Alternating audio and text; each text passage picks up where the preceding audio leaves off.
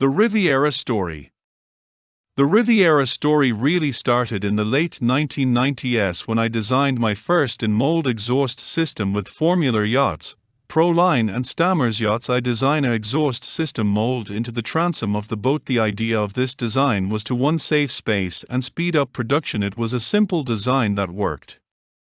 The main exhaust chamber was molded into the hull at layup. When the boat was pulled from the mold, the chamber was part of the hull structure. It was finished off using an outer cover insert. The system was quiet, and using the underwater exit we eliminated the station wagon effect. The exhaust exited on center line at the transom.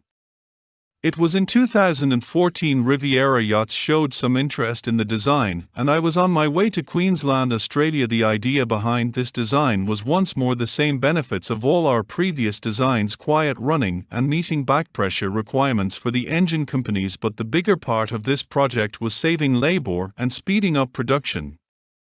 Using an exhaust mold insert so that when the boat is pulled from the hull mold, the entire exhaust run is now part of the hull structure of the boat. Plus a safety factor, there was no possibility of ever an exhaust leak within the boat. Also, we were adding a tremendous amount of strength to the hull due to the box beam construction of the design. One of the things we notice about all our stringer designs was due to the box beam design, we were adding a lot of strength to the hull structure. This was more recognized on our larger yacht applications. On the Riviera Yachts we met all back pressure requirements and quiet running. It was clear we saved interior space plus speeded up production on the line.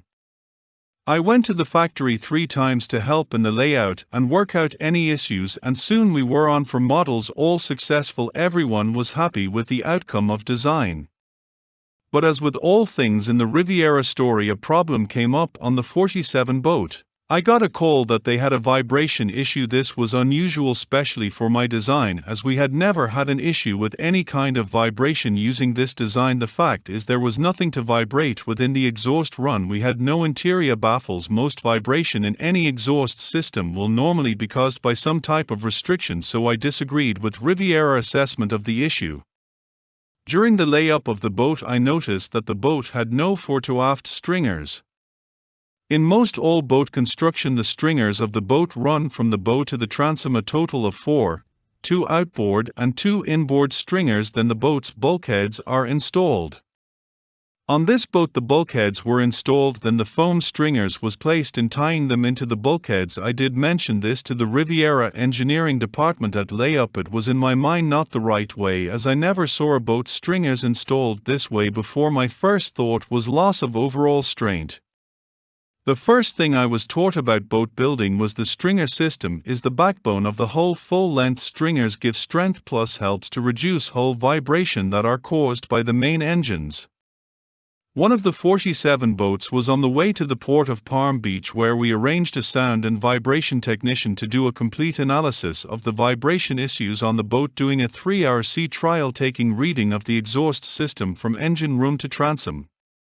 The conclusion and the testing showed that there was no vibration coming from the exhaust run but from the engine stringers, being the stringer was dead-headed and glass to both the forward and aft bulkheads.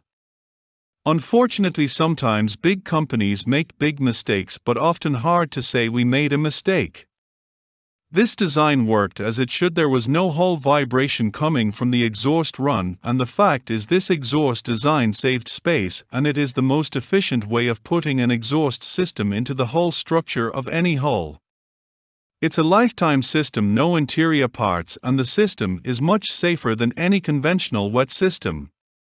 Most of my design work over the years has been called a lot of things. One is called thinking outside of the box. I have always designed using common sense to have engine exhaust, and you have to get it out of the boat. My viewpoint is get it out the most efficient way and taking up as little space as possible, and the design on the Riviera boats was one of the most efficient ways to install an exhaust system for FRP fiberglass layup. The mold insert has been in production since the late 1990s. My design work comes from my years of going to sea, seeing what works and what does not work. I believe in simple design, uncomplicated, with less parts like hose clamps, the weakest link in any exhaust system. The in-mold design that we did with Riviera, Formula, Proline and Stammers yachts today for FRP builders is the most efficient and safest ways of installing an exhaust system to not only to build a better boat but also save labor and speed up production. Just no better way. If you know of a better way, please let me know. George von Widman, President.